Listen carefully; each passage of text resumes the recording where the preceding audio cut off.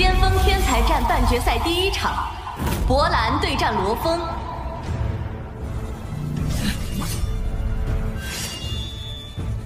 开始。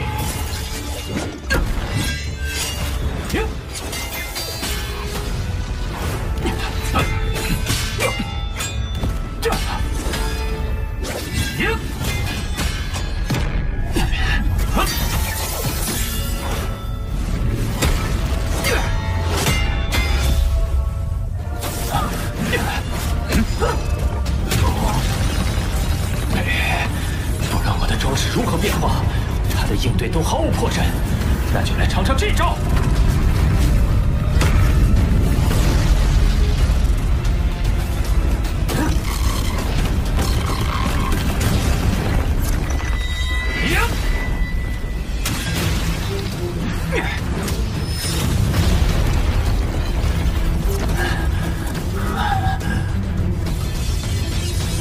只有这些了，看来不必继续了。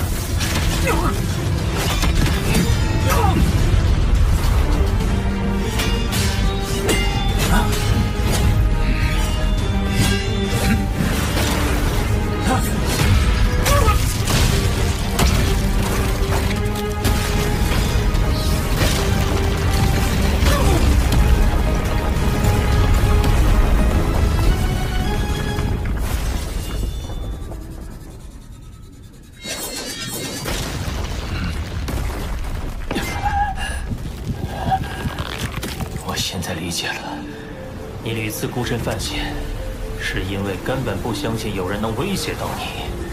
也正因此，你才常常会将思绪从战斗中抽离出来，对外界视若无物。但从今天起，你将再也无法忽略我的存在。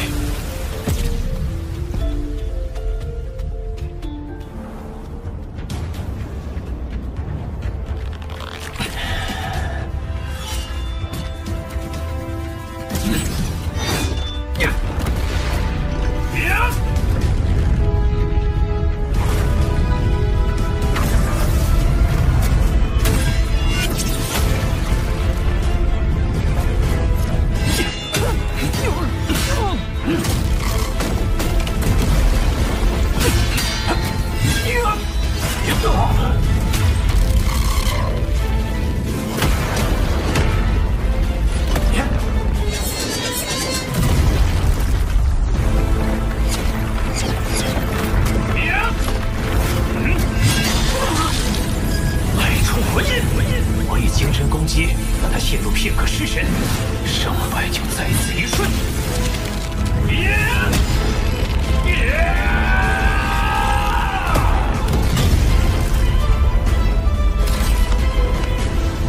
难道他真能？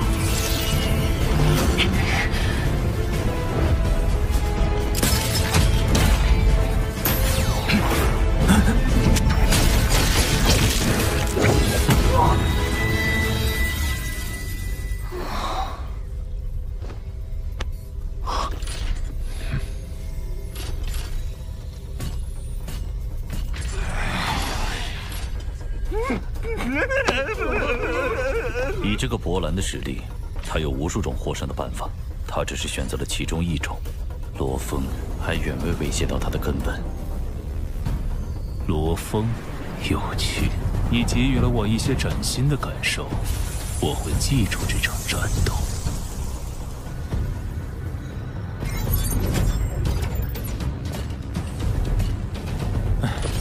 与博兰一战落败，意味着我止步于4强。进入原始空域的目标，恐怕很难在短期内实现了。嘿，你已经很棒了。博兰已锁定其中一个名额，现在唯一的悬念就是另外一组乌卡和陇云，谁能夺得另一个名额了吧？作战场地遭受到毁灭性破坏，难以想象他们经历了何等激烈的战斗。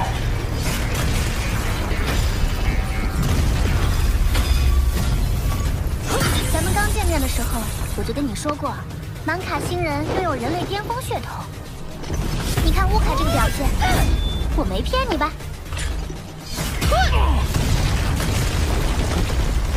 这位陇云也令我意外，他既往的排名不算突出，为人也很低调，却默默地闯到了4强。如果是我，面对他们当中任何一个，恐怕都没有战胜的把握。来了。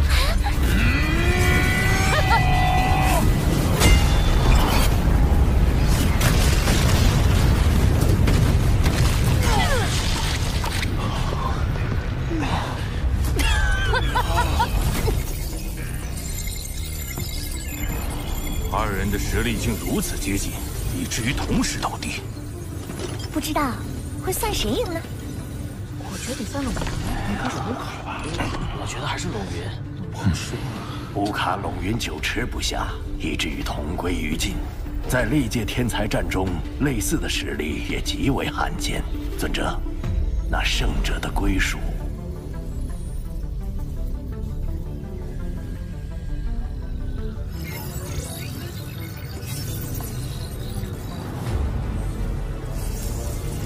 此次半决赛中，乌卡与陇云的胜率曲线始终在50%上下波动，综合能力十分接近，却在比赛最后几乎同时失去作战能力。我谨代表公司宣布，此次比赛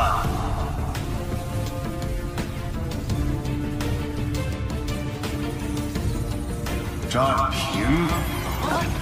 正蛇应该是正卡赢，正卡赢啊，就是在卡赢。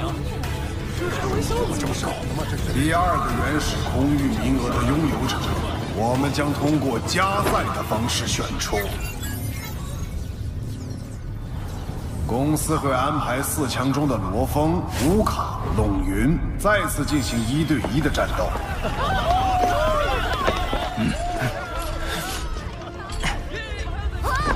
比赛共计2轮，最终的胜者便可跻身前2。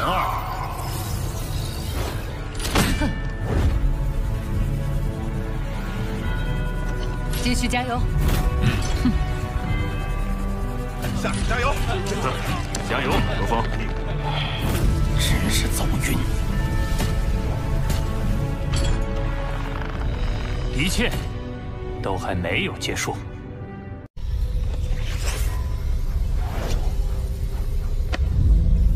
第1战是我对阵乌卡，他对火之本源法则的纯熟运用，足以体现他的战斗天赋。他们的所谓天赋，其实是经过历代苦修、基因逐步改造而成的。他们以极少的人口便能维持住宇宙国的统治，都仰赖于极高的战力。身为皇族，乌卡还肩负着保卫宇宙国的重任。为了成为引领族群的统帅，皇族要接受比平民更为严苛的训练。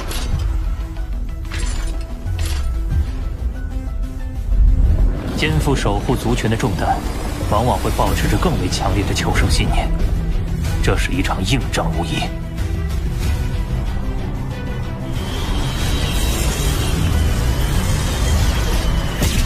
罗峰，很荣幸能与你交手，但很遗憾，原始空域的培养资源于我族群而言至关重要。这一战，我必须拿下。果然，我的立场与你相似，所以我们都有不可退让的理由。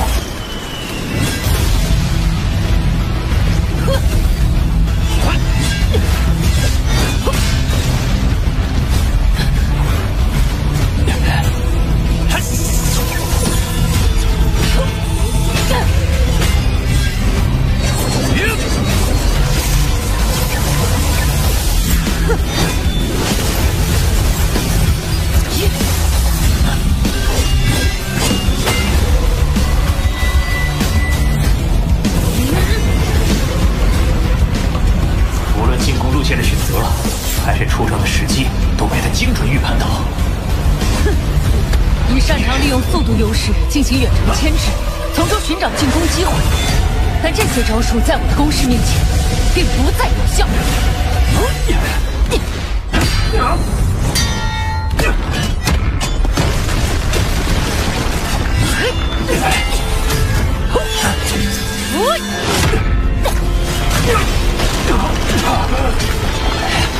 继续下去，我只会被他霸道的火之法则力量压制。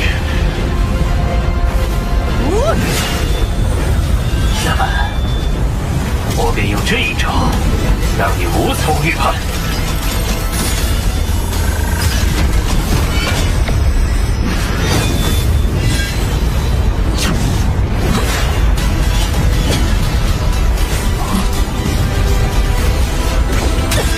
夜神兵第二重，刺天式。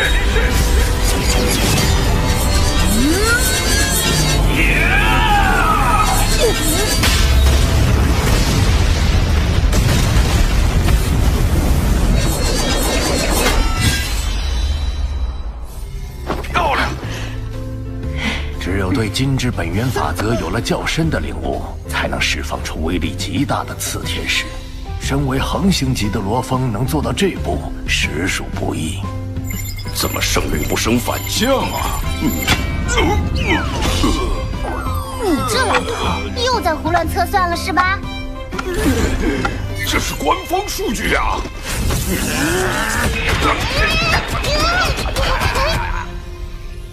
你知道满卡星人为什么能以极少的人口存续至今吗？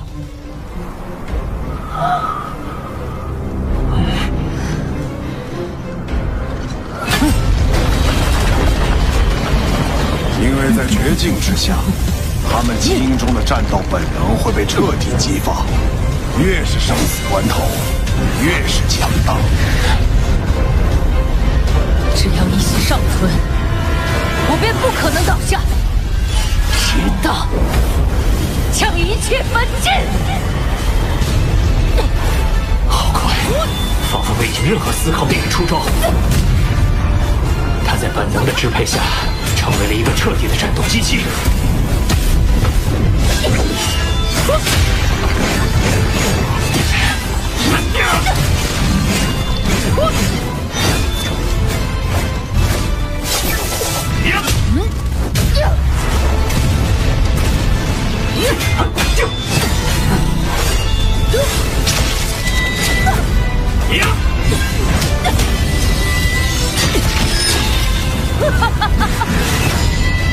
他的力量和速度都已大幅提升，但受击次数似乎也在变多。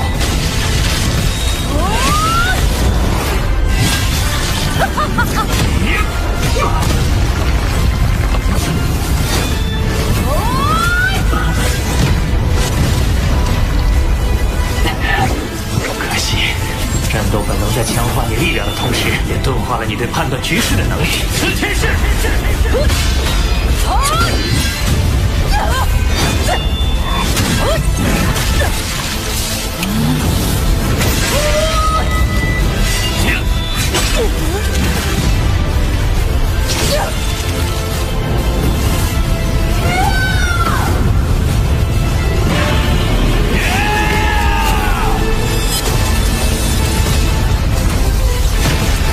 好强的战斗韧性，受到重创之后，依然能迸发出如此强劲的力量。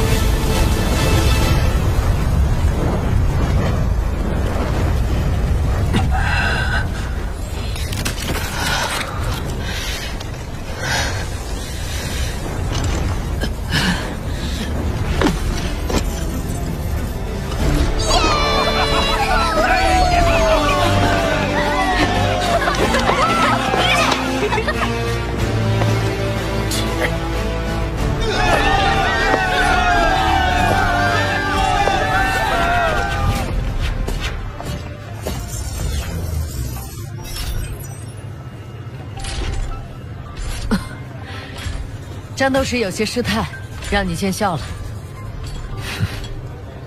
我倒是觉得，和平日里相比，遵循本能战斗更接近你原本的样子。或许，你参加天才战，也是因为自身渴望战斗。呵呵，可能吧。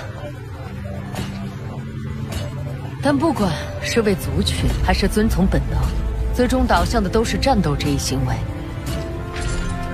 于我而言，也没有分辨的必要。与其问我，不如去想想你自己的答案。我参战的理由，恐怕也和乌卡一样，早已分辨不清了吧？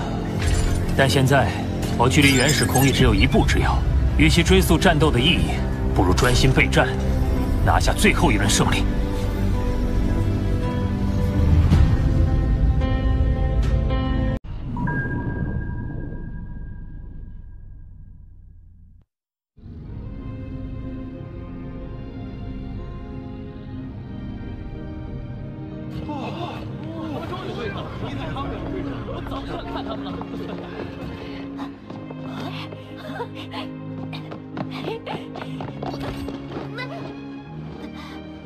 已经是爸爸的最后一战了，就让我们看看实战嘛！罗峰与龙云对决的话题已成为虚拟宇宙网络热门排行前3，可谓是天才战开始以来最受瞩目的对决之一。论战的消息满天飞，除非老三他们打完，不然消停不了。罗峰未必差太多，是这样。觉得谁？我觉得罗峰可能性更大。我觉得还是罗峰。布卡女士，从你的对战经验看，罗峰和龙云哪个更强？根据战斗结果，应该是罗峰，对吧？不好意思，接下来有公司高层要约见乌卡。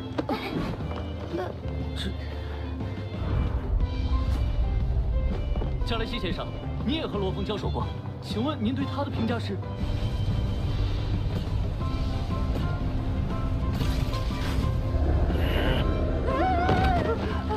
很多小家伙从2人对战乌卡的不同结果，推导出罗峰赢面更大的结论。实际上，龙云能从试炼塔56名来到4强的位置，所蕴含的潜能丝毫不逊于罗峰。罗峰与龙云的战斗决定了原始空域名额的最终归属，也是天才战在收官阶段最大的悬念。战斗的结果恐怕得等到最后一刻才能尘埃落定。啊，龙云还没有就位。 因为今天对他而言有点特殊。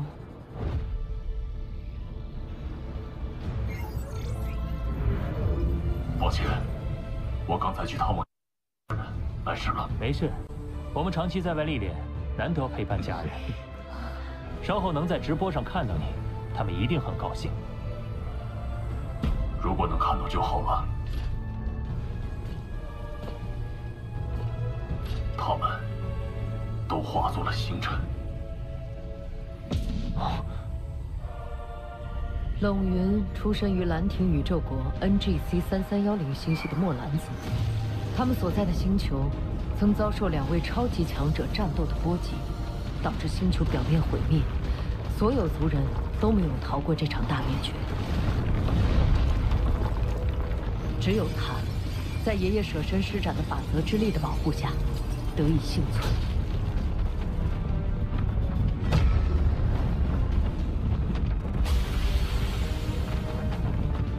记得墨兰族灭族事件曾有报道，而日期刚好就在数十年前的今天。原来他是为了祭拜族人才来玩的。作为灭族元凶的2名强者，都在那场死斗中陨落。自己的故乡也早已无人生还，无人牵挂，也无处寻仇。迷茫过后，龙云最终选定了他的目标，让他的族群不被遗忘。 这就是他参加天才战的理由。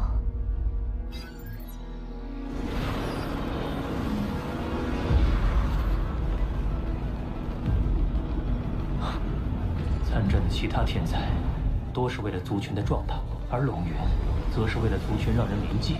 他果然很特别。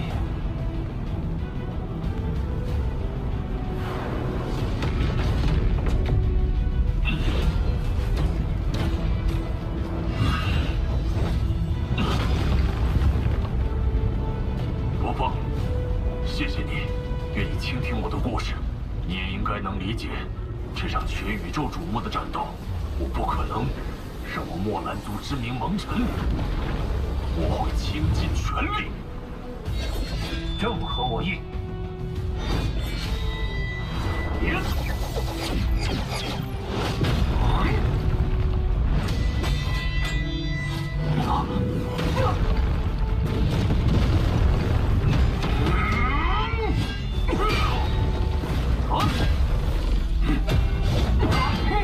领域融合了处置法则的后头，以及空间法则的总质。触碰到龙云时，威力恐怕已不足1成。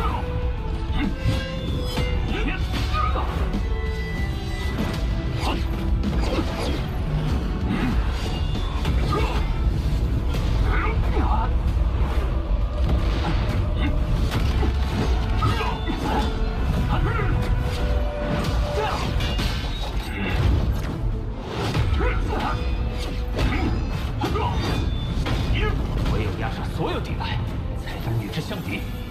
刺天式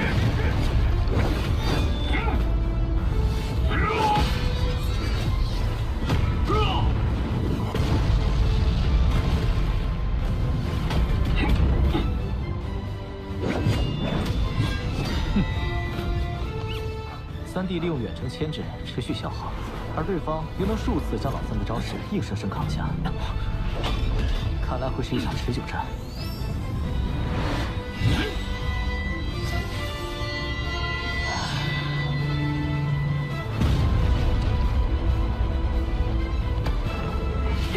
可我始终觉得，对方还没有将他的领域发挥到极致。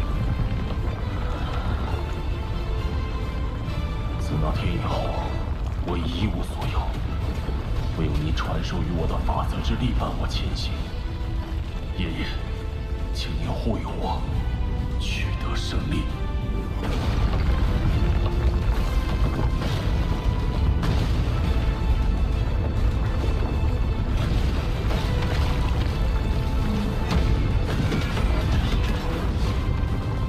冷云领域对空间的掌控力再次增强了。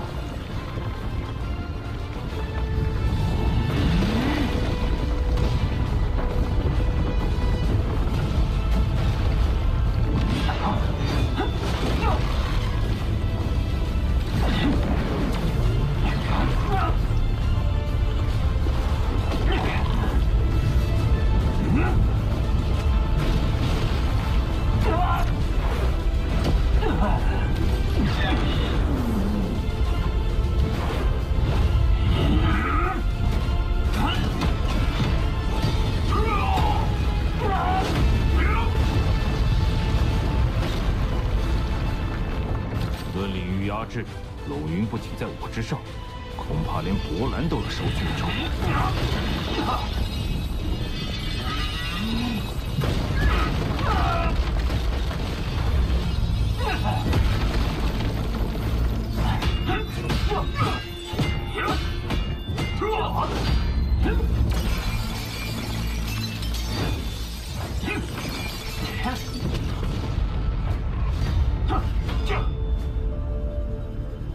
双方都受到了大量消耗，尤其是罗峰，似乎已濒临极限。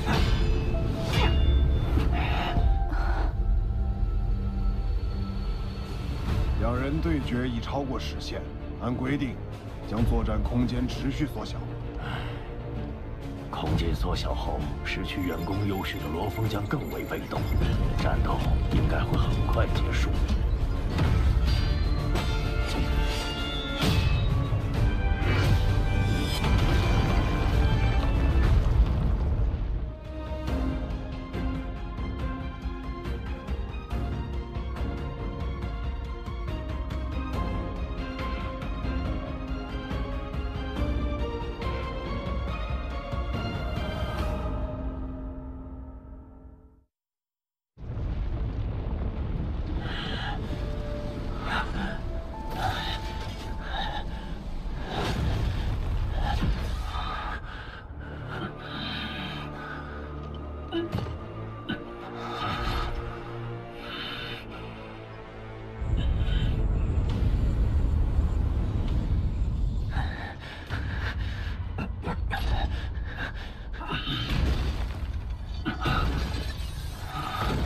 与其问我，不如去想想你自己的答案。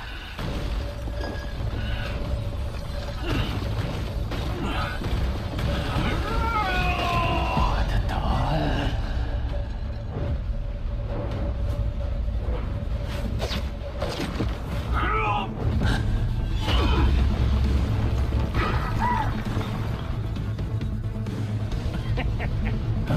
怎么可能？罗峰的力量明明已经耗尽了。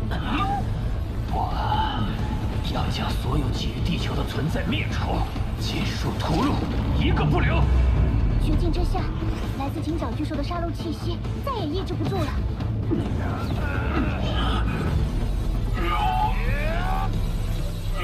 金刚身。 是罗峰刚突破行星及时领悟的金刚身，难道罗峰是想？作战空间缩小，我的念力经过大量消耗也已所剩无几。眼下只有近战，寻找发动最后一击的机会。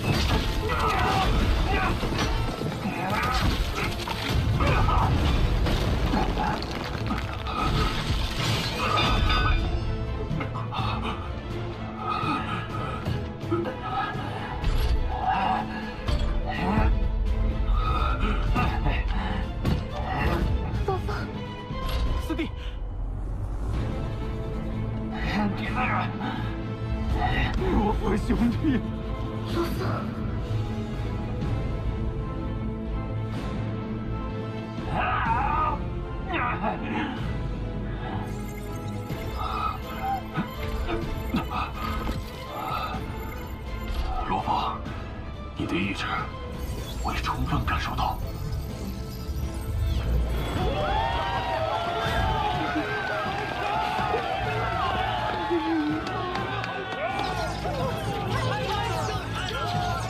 虽然战斗有胜负，但他们二人的表现都值得众人的喝彩。墨兰族已留在过去，而你们还有未来。愿你能和你的族群一同，长久地走下去。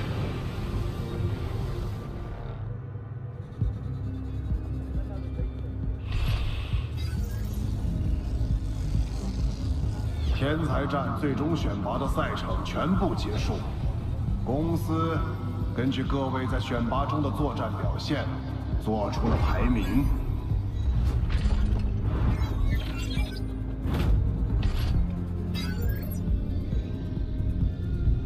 本届宇宙人类巅峰天才选拔战正式落幕，欢迎诸位加入虚拟宇宙公司。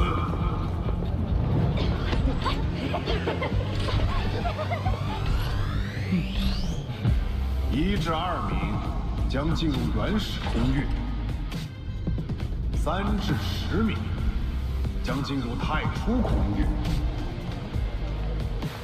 最终还是没能进入原始空域，不过来日方长，总有进入的机会。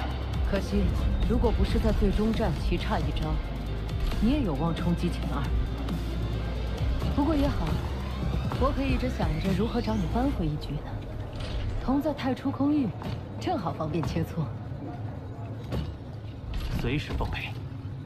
虚拟宇宙公司会全力栽培你们。至于是成为名震宇宙的超级存在，还是普通的强者，或是中途陨落，都取决于你们自己。稍后会有专人联系接你们去总部集结，而后前往初始宇宙展开为期30年的修炼。30年？竟然这么漫长。先别感叹，初始宇宙的时间流速比我们所处的宇宙要慢得多。那的30年等于地球上的100年。啊！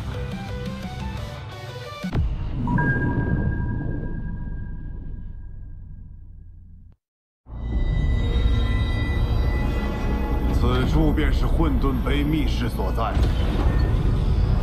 每座混沌杯的存在时间都已超过100万纪元，它们都是虚拟宇宙公司，乃是人类族群的至宝。请各位珍惜这次参悟机会。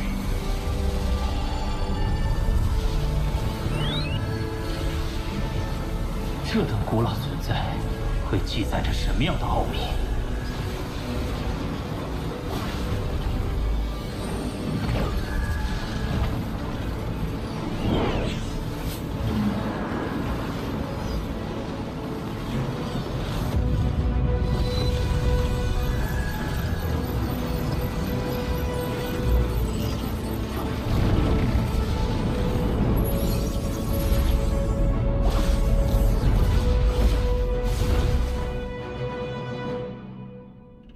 这就是九羽混沌杯。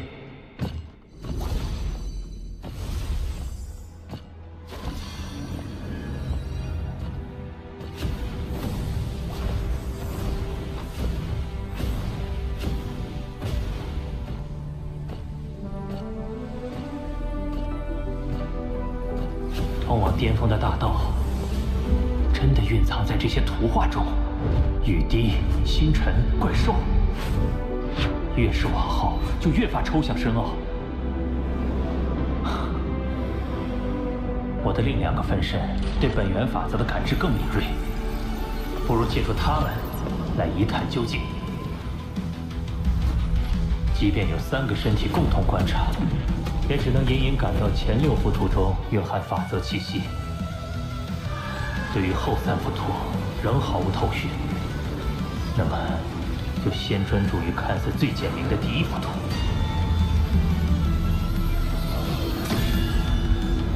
脑中竟自动浮现出战斗画面，且招式中蕴含着更多对空间本源法则的运用。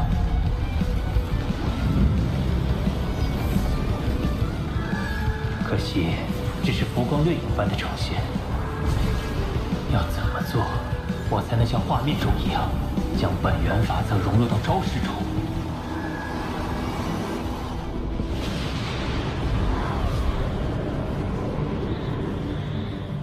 时间已经到了。若想再次参悟混沌杯，可进入虚拟宇宙网络，闯通天桥。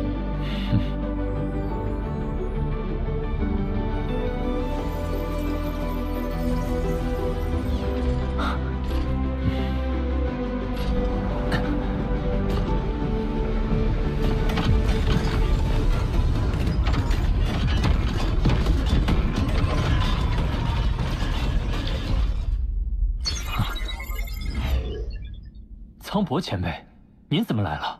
我的主意是一直在此坚守通天桥，你之前所见都是我的幻身。从严格意义上说，这是我们第1次见面。这便是你要闯的九羽通天桥。通天桥总共52座，对应52尊混沌杯，每闯过1层，便可多1次参悟机会。但迄今为止，仅有博兰连闯2层，其余人均未闯过第1层。经过3年苦修，如今我已突破至宇宙级1阶。虽然未必如博兰那般，但第1层我势必要拿下。请选择你的对手：武者、精神念师掌控者或精神念师幻术师。闯过通天桥是参悟混沌杯的前置条件，再加上2者之间有对应关系，那么我的对手是否会对混沌杯有较深领悟？如果要从对方身上汲取经验，那最适合的对手无疑是……我选掌控者。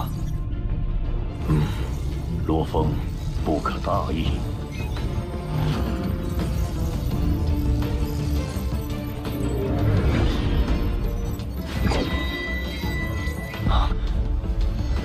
竟与我完全相同。他对衍神兵的操控到了哪种程度？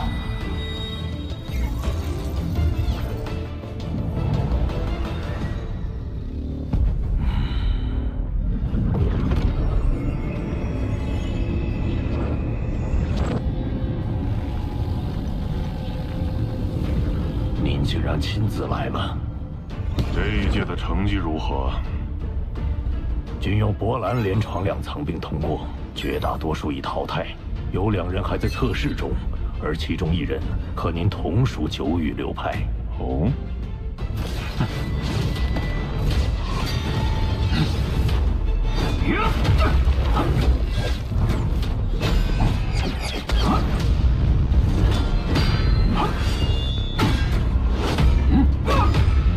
他3兵，我6兵，为什么我却不占优势？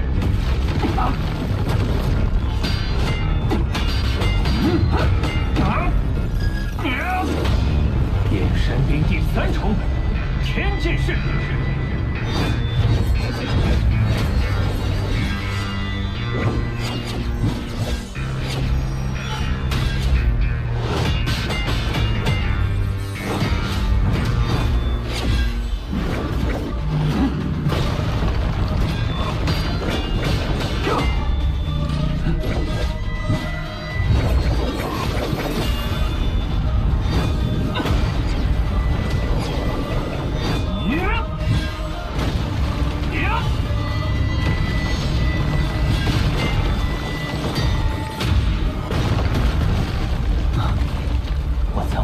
飞逝在脑海中浮现的招式，竟然被他还原了出来。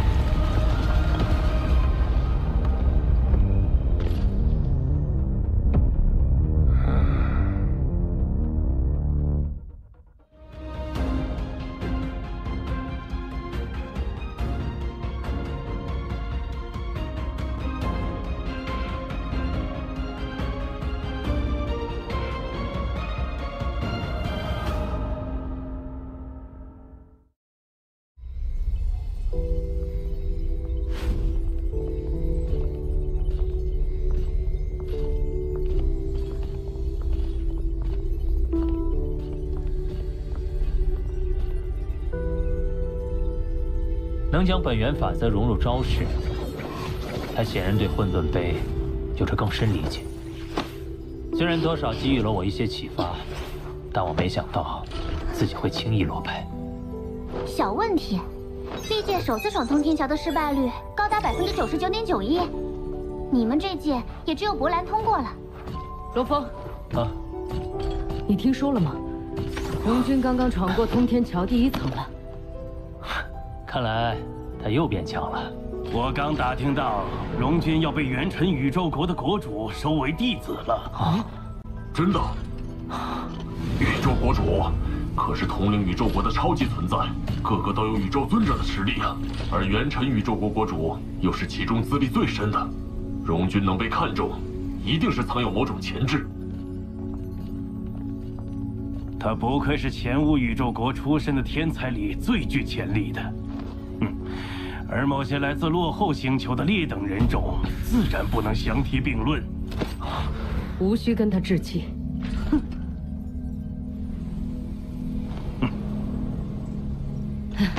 罗峰，我跟荣军约好了在这小聚，正好，我们一起向他取经。荣军，好。荣军，恭喜啊！真厉害，改天教我几招。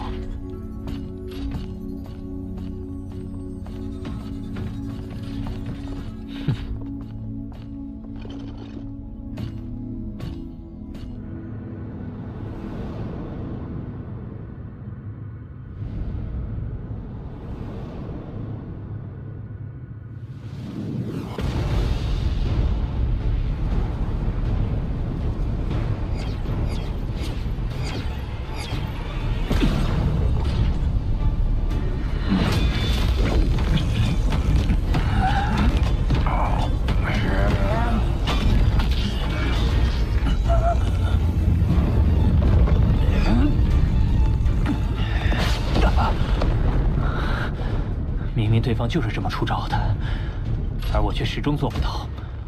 看来一味魔法无法进一步提升，在不能参悟混沌杯的情况下，我必须想出闯过第一层的方法。罗峰，你对衍神兵的使用太过僵化，你处于研究九羽混沌杯的起始阶段，建议购买秘法飘血，打好基础。匿名邮件，会是谁发的？对方拥有查看通天桥战况的权限，等级至少是不小，实力顶尖的可能还拥有封侯甚至封王的头衔。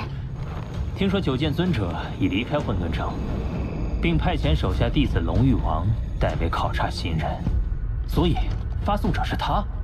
但那么多人闯通天桥，他为何会注意到我？还有一种可能，混沌城会根据每人选择的不同混沌杯而分成不同流派，高手则会挑选同流派的新人收为弟子，所以应该是九羽流派的强者在考察你。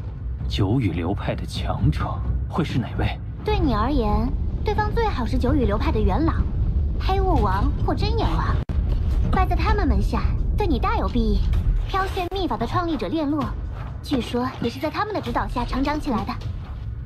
那给我发邮件的也可能是这位炼洛前辈。炼洛以天才战宇宙总排名第1的成绩进入公司，不足10万年便突破不朽。可惜，没多久他便意外陨落。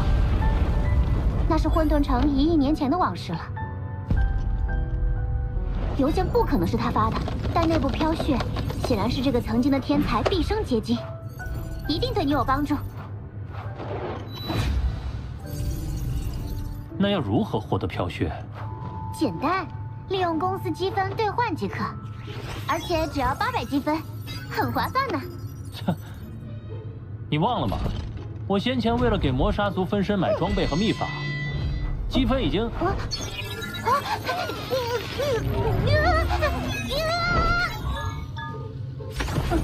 一分不剩，谁让你换那么快？不是你怂恿的吗？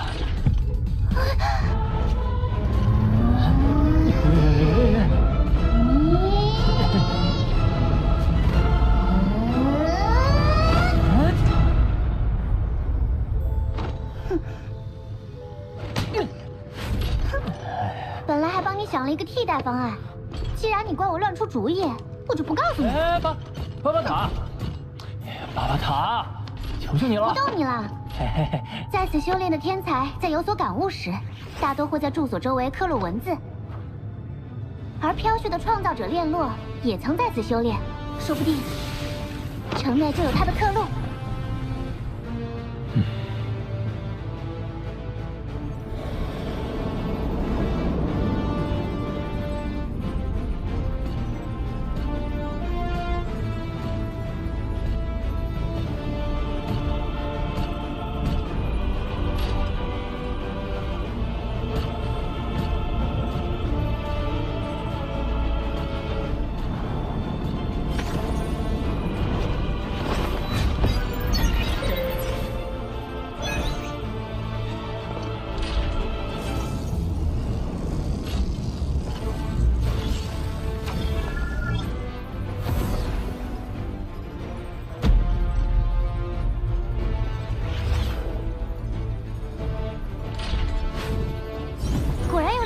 文字。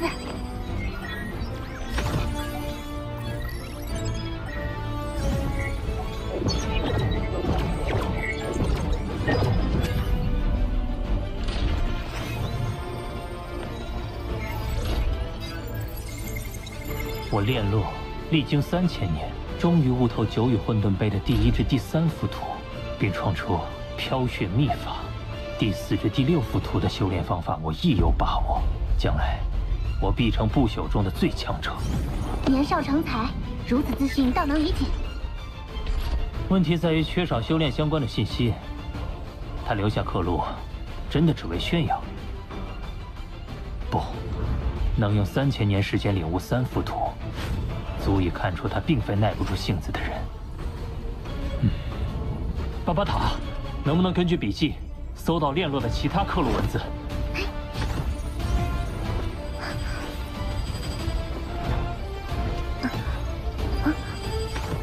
扫描了好几遍，找到的刻录笔记像素度最高也只有72%左右。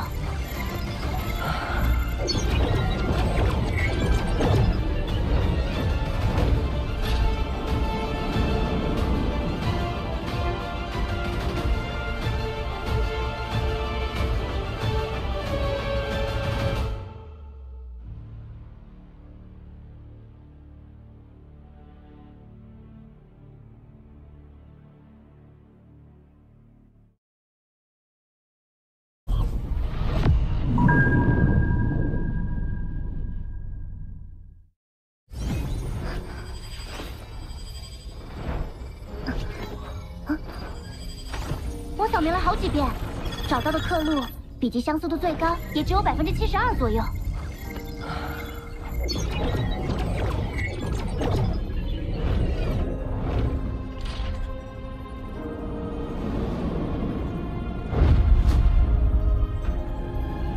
一个人的笔记不会轻易变化。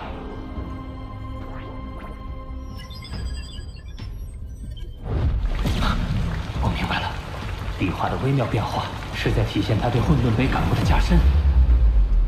从他最后的刻录文字与图画两相对照可见，画中每颗雨滴所蕴含的意境，都被炼洛通过笔画表达出来了。如果说九羽混沌杯是在阐述本源法则，那么文字刻录就是在解释如何应用。他并非轻狂自我，他是在用自己的方式 指引后人。我要抓紧时间领悟。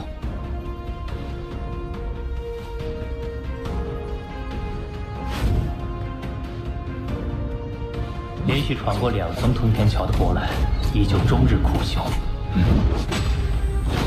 荣勋又得到宇宙国主的垂青，后来居上。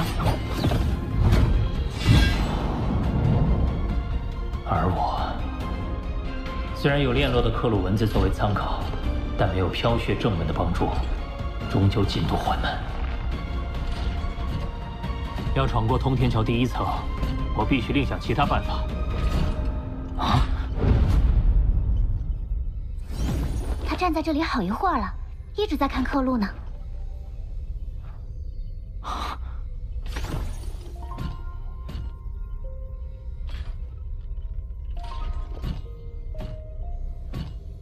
波兰，你也是来参悟的？不，炼洛的心得体悟不适用于我，这是3000年来一心潜修的沉着心性，值得一学。虽然他有着天才战总排名第1的头衔，3000年来也不乏被赶超、被轻视的经历。为了不落于人后，他恐怕体会了不少艰辛。体会艰辛，体会艰辛毋庸置疑，但他的出发点未必是与他人比较。我想，炼洛不是为了外部评价而改变行动的人。他之所以能一心潜修，是他只将自己作为对手。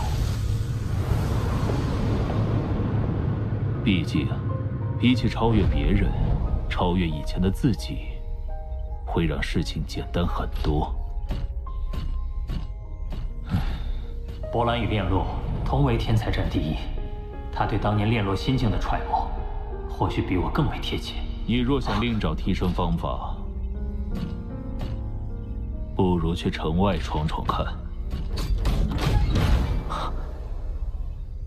城外，九剑尊者提过混沌城有3宝，而其中的第3宝就在城外。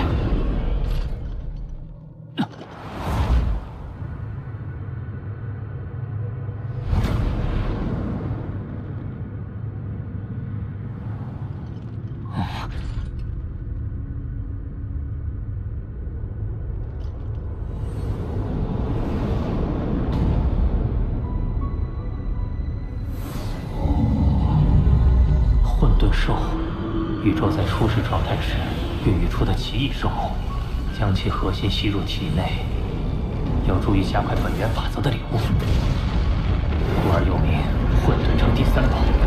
原来第3宝就是混沌兽。还有最后一句呢。祭出城门，生死自存。哎，这有生命危险！嘶吼声，好强的穿透力，好像是附近星球传来的，宇宙里也能传声。不对，这嘶吼声直击灵魂。能发出这等嘶吼的生物，实力绝不简单。难道？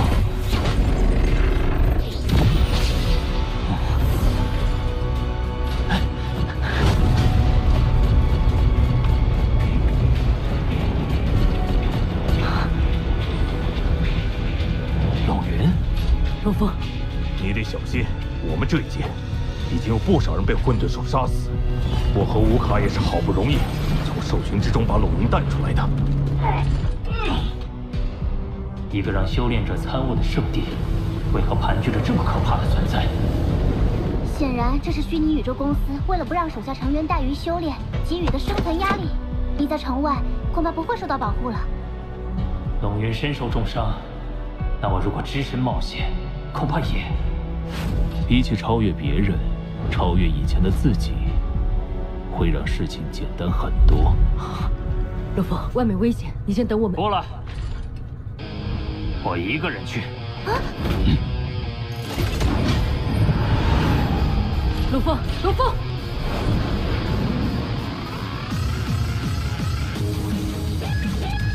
不与他人比，只与自己比。波兰说的没错，回想以前，不管有什么凶险，我从未退缩过。我可不能输给过去的自己。这从那儿传来的，是我的错觉吗？感觉那颗星球周围特别黑。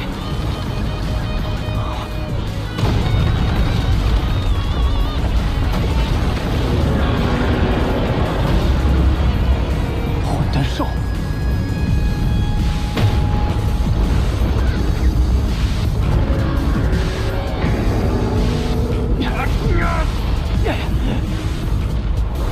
靠近后，感觉嘶吼声更强烈了。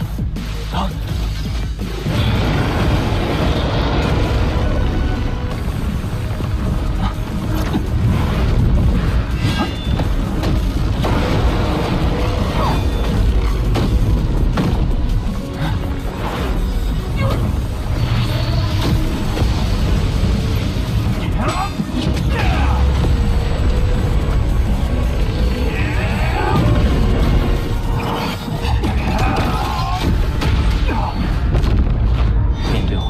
坚硬身躯，此天使收效甚微，甚至还会被抓住破绽，威胁性命。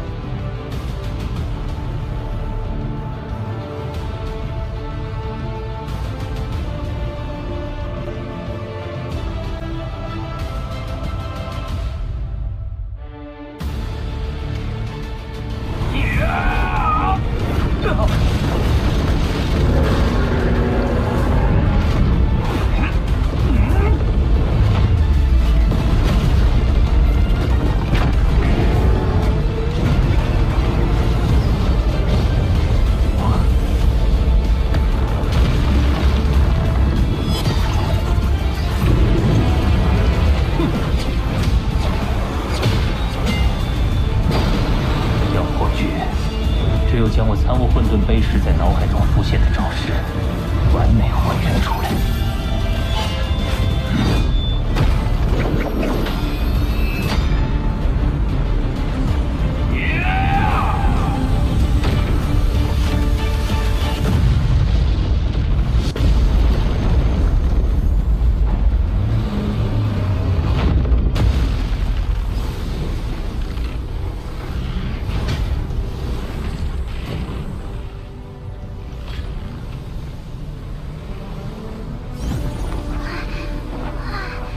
这就是混沌兽的核心了。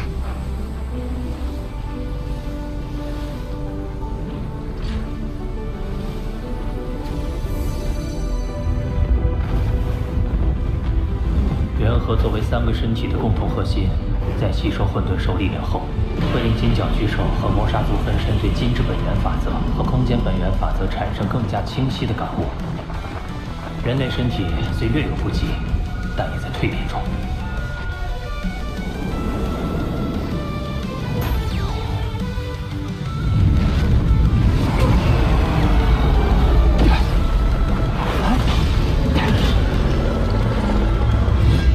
要独自面对混沌兽群，难怪众多天才会折戟于此。但是，我有必须应战的理由。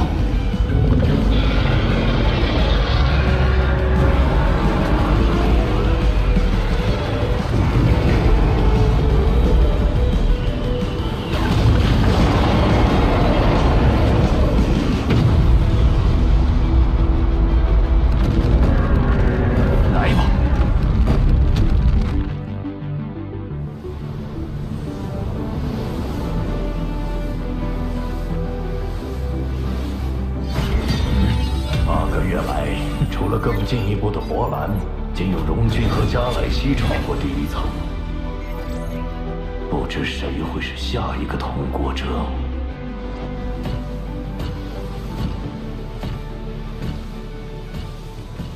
你终于来了。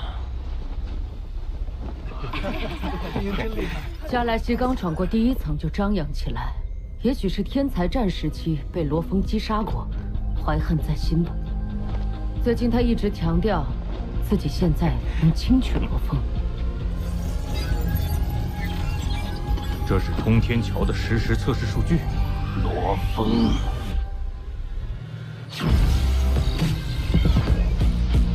夜神兵第3重，天剑式。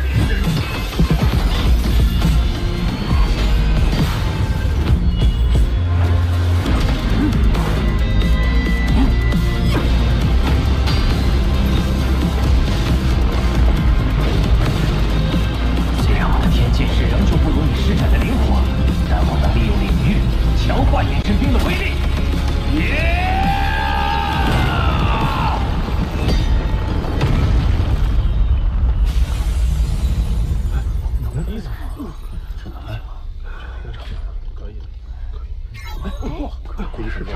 罗峰闯过第一层了。加莱西，你现在还觉得能轻取罗峰吗？既然我能先他一步通过第一层，那第2层也会如此。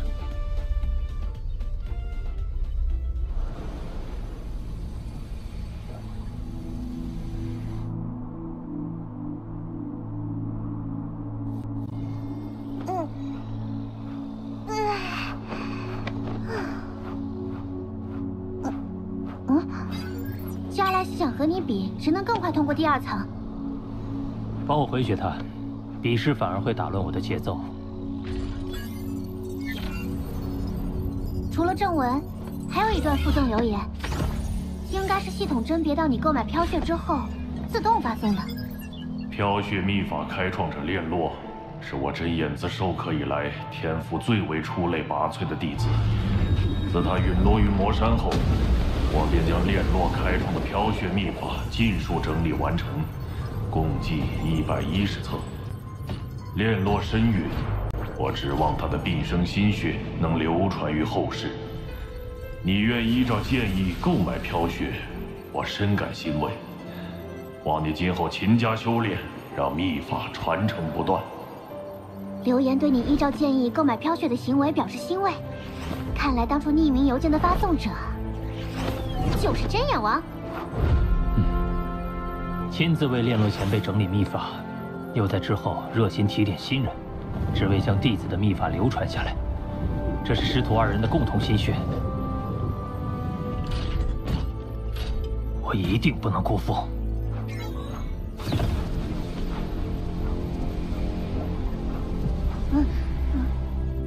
在飘血的帮助下，我对第1幅图的理解更深了一层。看似复杂的电脑编码，究其本质，也就是2进制代码。同理，宇宙本源法则在飘血的剖析下，分解出了108种玄妙，它就像是108进制代码，是构成本源法则的根本。我与分身同时参悟，提升会加快，但总体进度仍旧缓慢。歇歇吧，要无头胎至少要千百年。重组母巢不知何时会苏醒，我能做的只有不断参悟。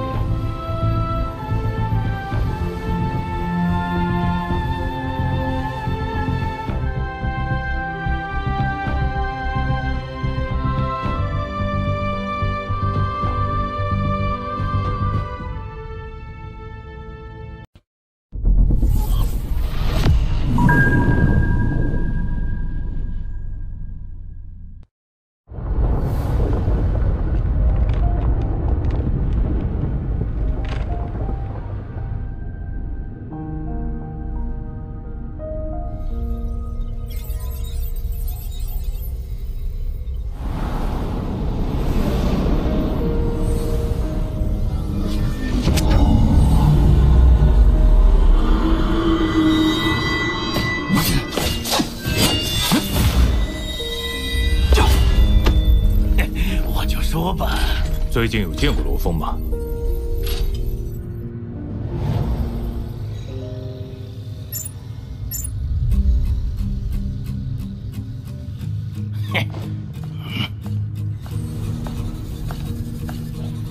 你看，我早就说过会先罗峰一步通过第2层，他深知敌不过我而回避与我比试，也算是有自知之明。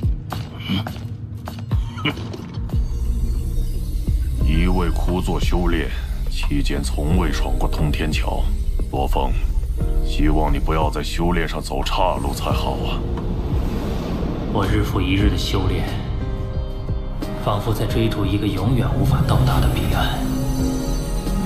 虽然无意与他人竞争，但我避不开的是漫长时间的洗礼。即便有我提供延寿药物，有限的数量，加上个人禀赋不同，并非所有人都能挺过去。不过，妈，我们出去了。罗平，你快点儿！聒噪，哼，走了。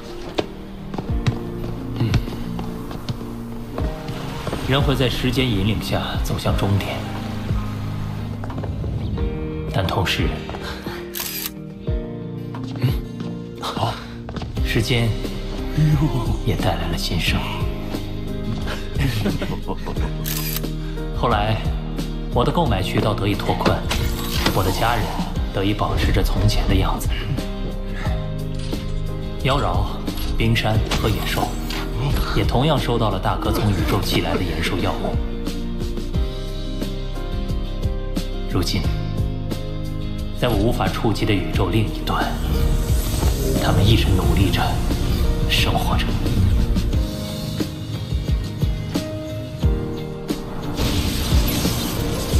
2084年1月，在二哥和阿华的努力下，重组母巢防御计划开始正式推进。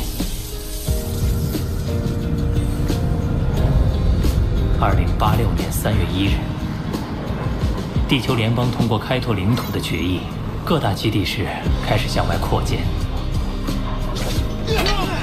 2088年，人类生存范围进一步扩大，陆地怪兽成为武者试炼对象，还有部分武者则选择征战星空。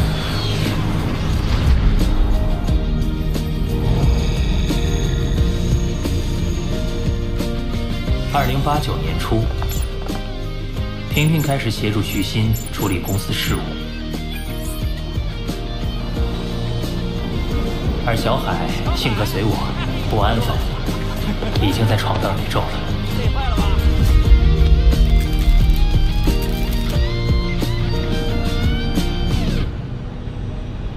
2091年，精英训练营将天才培养目标上调为行星级。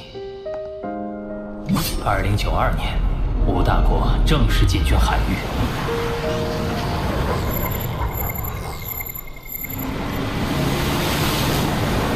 2099年，火星改造计划启动。石江、赵若，还有妖娆亲卫，将成为火星的第一批移民。虽然未来无法预测，但眼见他们一步步向前迈进，我又怎会止步不前？我将飘雪秘法与混沌杯图画相互参照，经过多年沉淀，无论是对本源法则的领悟，还是招式的运用，我都有了长足进步。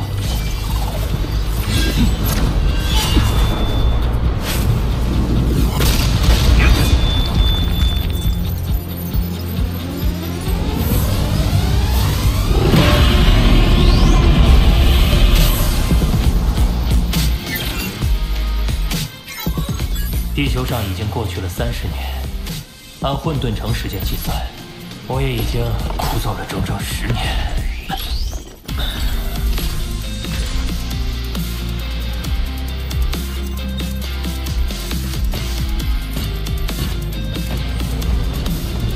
在你闭关之后，我们几个排前10的，还有加莱西，都闯过了通天桥第2层，而你在10年以来完全销声匿迹。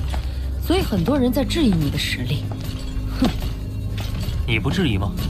我不质疑啊。我相信，为了族群命运而努力的人，是不会轻言放弃的。毕竟我也是为了族群在奋斗啊。我家那老爹呀，严格的要死，整天就知道逼我修炼，还学什么皇族礼仪。哎，这比修炼还要我命。哎，我的实力是高是低，很快就能揭晓。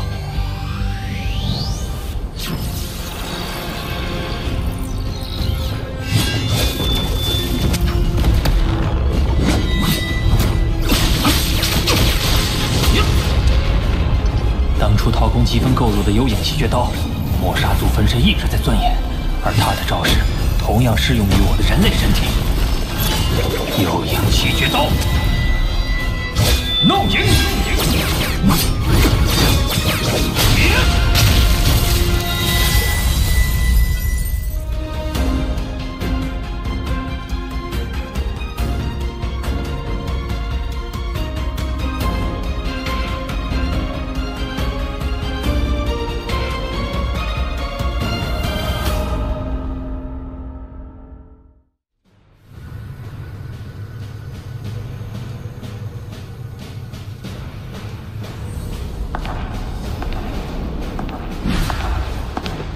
新人的考察工作要告一段落了，博兰和龙君的表现都很亮眼。龙玉，来，喝一杯。不喝了，我还有公事呢。跟你喝起来，我哪还走得了啊？那我自己喝。你看好的罗轰都落在后面了，我向九剑尊者报告的时候，可不好解释啊。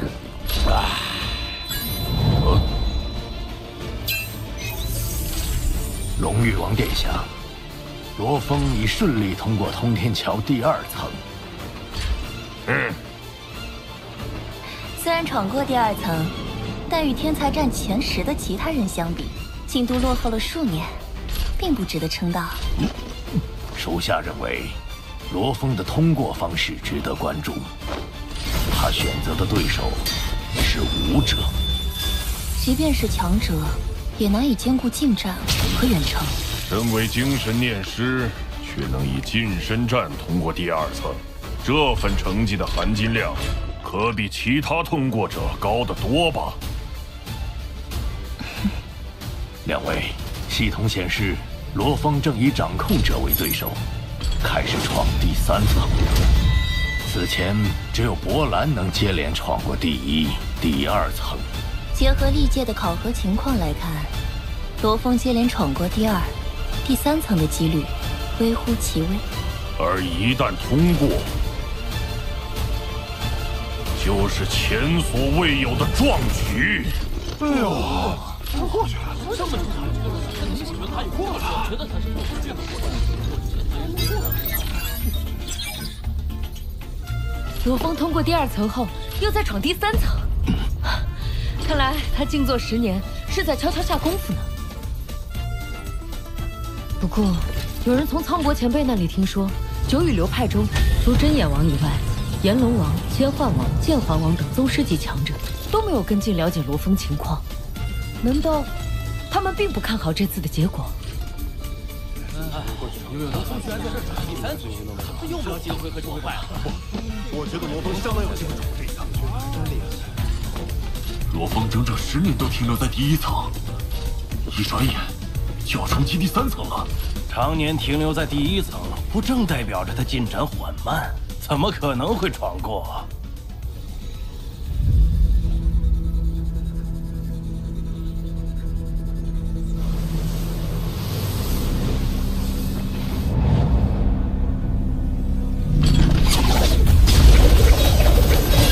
能将9柄金剑合为1柄，他的实力果然比第1层时强大不少。不过这招我也会。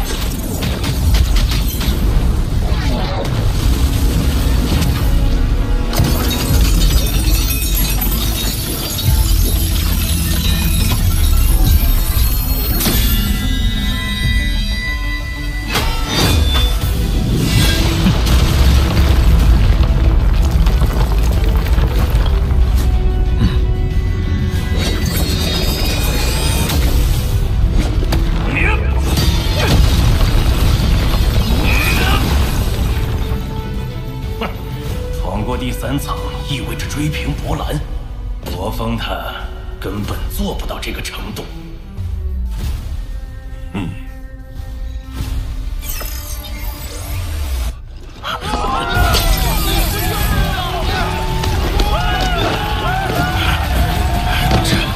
这不可能！罗峰，多年来，我有宇宙国主之道。还有仅次于博兰的主观速度，所以我的目标只有一个，那就是超越博兰。从来没有设想过被其他人超越的可能，这是一次惊喜。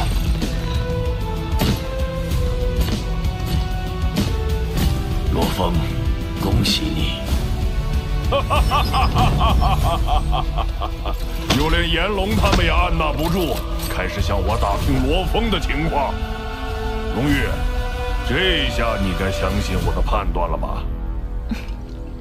考察新人这么久，竟然没你看得准。放心吧，今日之事，我会将最新的结论报给九剑尊者。本届天才中，罗峰在通天桥的成绩与博兰比肩，并列第1。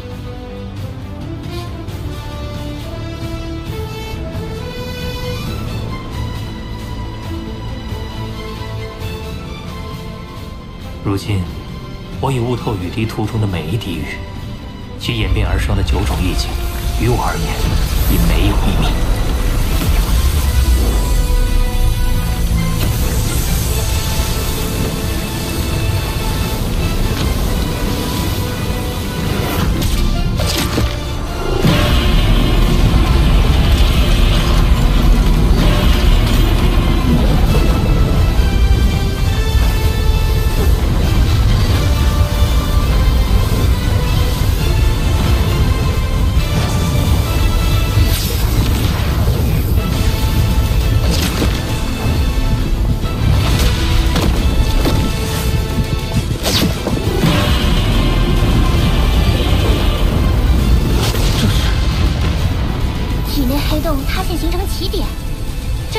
世界突破至狱主级的标志。